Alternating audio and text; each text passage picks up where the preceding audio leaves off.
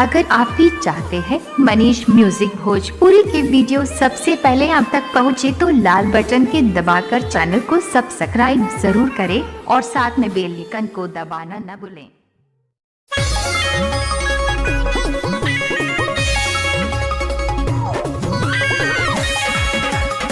Music by Shams Jamil.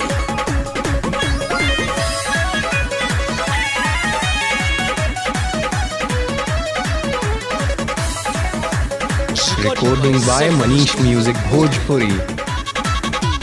सैया मिलल बौना खेलौना ससुराना जइबै रे। सैया मिलल बौना खेलौना ससुराना जइबै रे। अरे ना जइबै नहीं जइबै रे। अरे ना जइबै नहीं जइबै रे। सैया मिलल बौना खेलौना ससुराना जइबै रे। सैया मिलल बौना खेलौना ससुराना जइबै रे।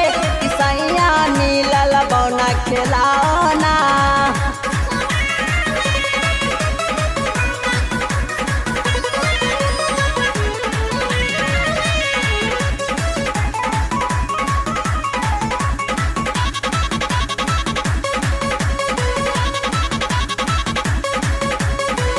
खोरली से पिलवनी उनका पिलौनी बरन बीटा है।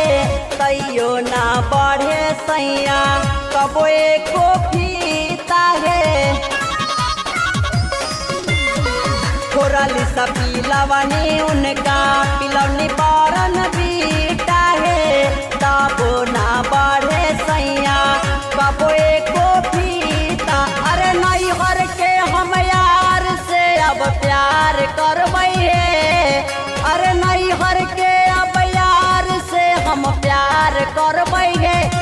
सैया मिलल बौना खेलौना ससुराना जइबै रे।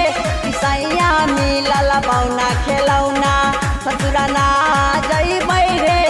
सैया मिलल बौना खेलौना।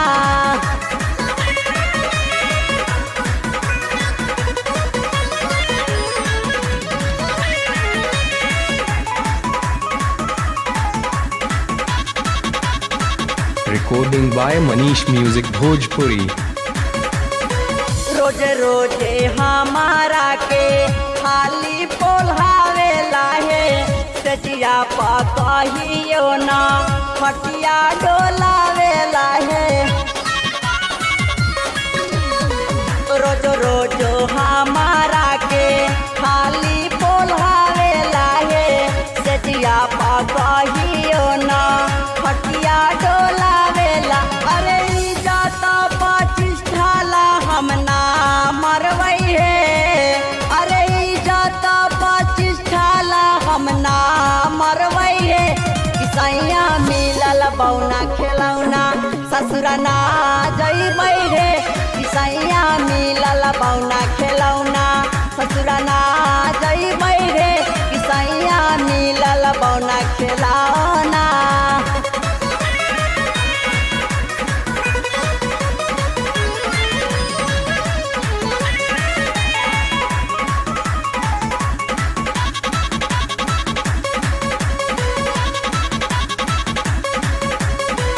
आनंद राजेश लेखा चाहे मर परियार है। अरुण छैला से न होई नैया मोर पार है। आनंद राजेश लेखा चाहे मर परियार है। अरुण छैला से न होई नैया मोर पार। अरे सिंपू धर्मेंद्र से हम ना डरबै रे। अरे सिंपू धर्मेंद्र से हम ना डरबै रे। सैया मिलल बौना खेलौना ससुराना जइबै रे। सैया मिलल बौना खेलौना ससुराना जइबै रे। सैया मिलल बौना खेलौना।